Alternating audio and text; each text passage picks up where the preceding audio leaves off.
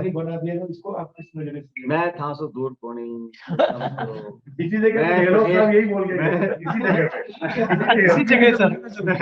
प्रदेश के आपने दो जगह पे मैं बात प्रदेश बात के कर रहे हैं, कांग्रेस के राजस्थान में नौजवान कार्यकर्ताओं आगे थे। दो तीन इश्यूज़ हैं जिसके बारे में मैं बात करूंगा, उसके बाद आप सवाल पूछ सकते हैं। पहला तो ये कि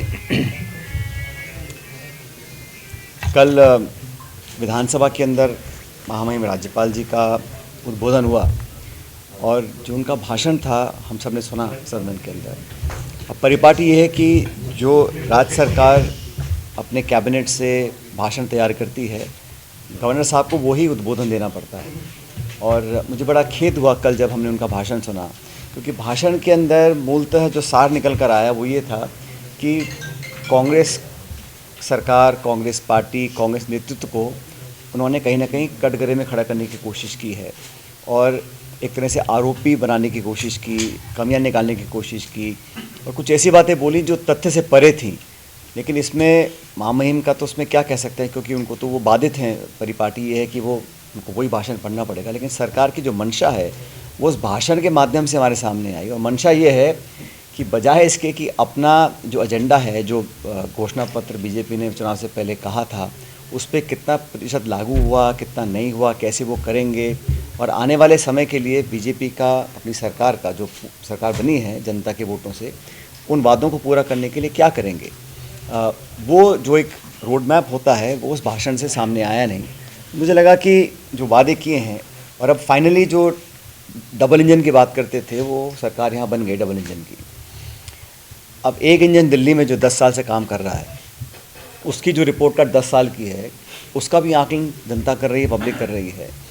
जब 2014 में पहली बार बीजेपी की सरकार बनी, और आपको याद होगा ये सरकार पूर्ण बहुमत की सरकार थी, कांग्रेस सरकार हमेशा गठबंधन सरकार थी, तो काफ़ी दबाव रहता था अलग अलग पार्टीज़ का। लेकिन भाजपा का पूर्ण बहुमत की सरकार बनने के बाद जो मूलभूत सुविधाएं हैं, जो वादे खुद भाजपा के नेताओं ने अपने मुख से किए थे, हमने उनको प्रेरित नहीं किया था, जो बातें उन्होंने कही थी, वो किसान की आमदनी दुगनी करने की बात कही थी, महंगाई को ख़त्म करने की बात की थी, कालाधन समाप्त करने की बात की थी, लोगों के खातों में 15 लाख रुपए डालने की बात की थी, नौजवानों को 2 करोड़ रोज़गार प्रतिवर्ष देने की बात की थी। ये वो वादे हैं जो रिकॉर्ड पर हैं भाजपा के। अब इन 10 सालों में आप उनका ट्रैक रिकॉर्ड देख लीजिए तो हर मापदंड में वो फेल रहे हैं।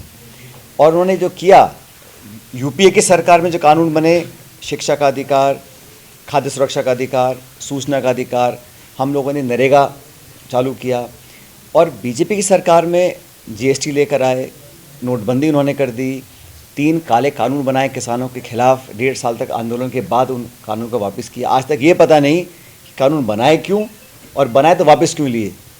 शुद्ध रूप से राजनीतिक नुकसान जब देखा तब वापस लिए। तो मैं कहना चाह रहा हूँ कि 10 साल की जो भाजपा की सरकार का जो काम रहा है, लोग उसका आकलन कर रहे हैं।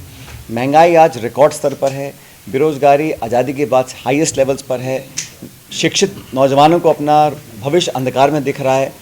तो ये जो पूरा वातावरण बना है, इसके लिए केंद्र सरकार जिम्मेदार है।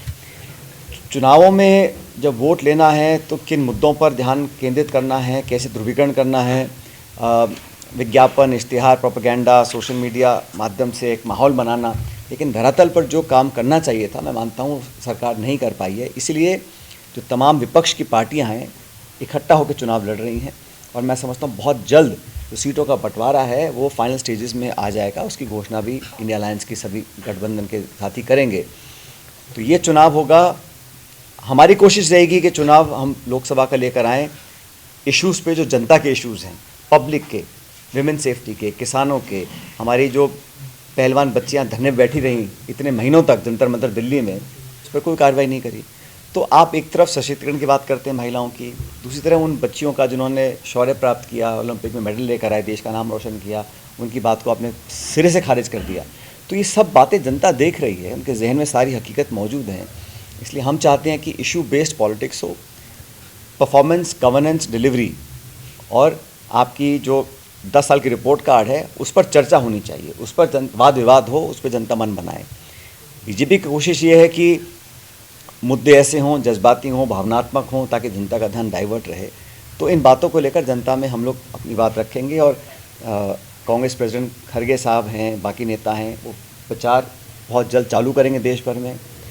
राहुल जी ने यात्रा चालू करी है मणिपुर से।